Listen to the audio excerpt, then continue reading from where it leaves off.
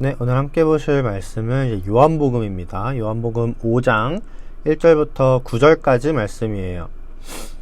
그 후에 유대인의 명절이 되어 예수께서 예루살렘에 올라가시니라. 예루살렘에 있는 양문 곁에 히브리 말로 베데스다라 하는 못이 있는데 거기 행각 5이 있고 그 안에 많은 병자, 맹인, 다리 저는 사람, 혈기 마른 사람들이 누워 물의 움직임을 기다리니 이는 천사가 가끔 못에 내려와 물을 움직이게 하는데 움직인 후에 먼저 들어가는 자는 어떤 병에 걸렸든지 낫게 되미러라.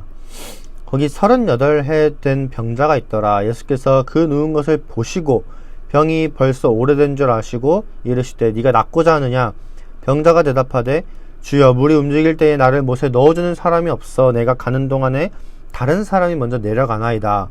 예수께서 이르시되 일어나 네 자리를 들고 걸어가라 하시니 그 사람이 곧 나아서 자리를 들고 걸어가니라. 이날은 안식일이니 라고 기록되어 있습니다. 이제 오늘 말씀은 요한복음 말씀이에요. 그 중에서도 이제 오늘 말씀은 이 베데스다 연못에 있는 병자를 예수님이 만나서 고치시는 그런 말씀이죠. 굉장히 유명한 말씀입니다. 이 베데스다 연못에는 전해져 내려오는 그 속설, 약간 미신 같은 게 있었는데, 이제 오늘 말씀 3절, 4절이 그 속설이에요. 그 3절, 4절을 보시면, 그 안에 많은 병자, 맹인, 다리 저는 사람, 혈기 마른 사람들이 누워서 물의 움직임을 기다리니, 이는 천사가 가끔 못에 내려와 물을 움직이게 하는데, 움직인 후에 먼저 들어가는 자는 어떤 병에 걸렸든지 낫게 됩니다. 라고 이제 되어 있죠.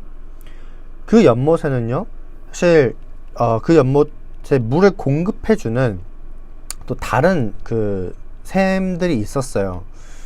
지리적으로 이제 그 다른 샘들이 있었는데, 다른 그 샘에서 이 베데스다 연못으로 물이 유입이 되는 거죠.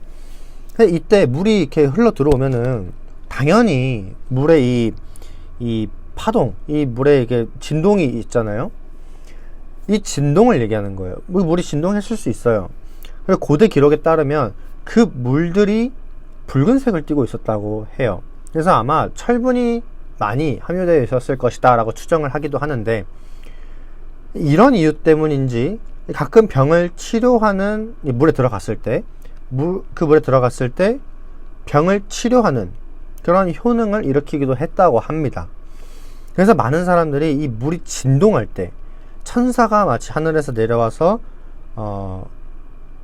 그 못에 임하고 연못에 임하고 그 연못에 가장 먼저 들어가는 사람의 병을 고쳐준다 라고 믿고 있었던 거예요.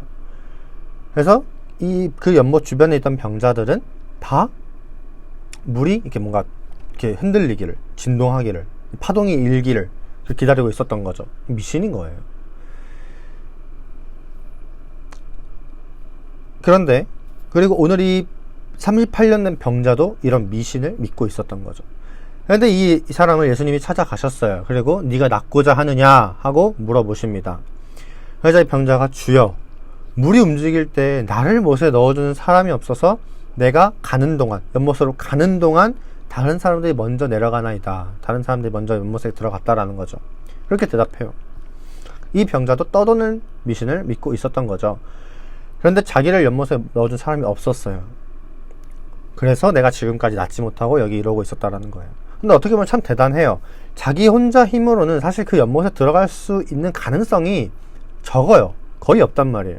그런데도 이 병자는 작은 희망이라도 붙들고 38년을 거기에서 보낸 거예요.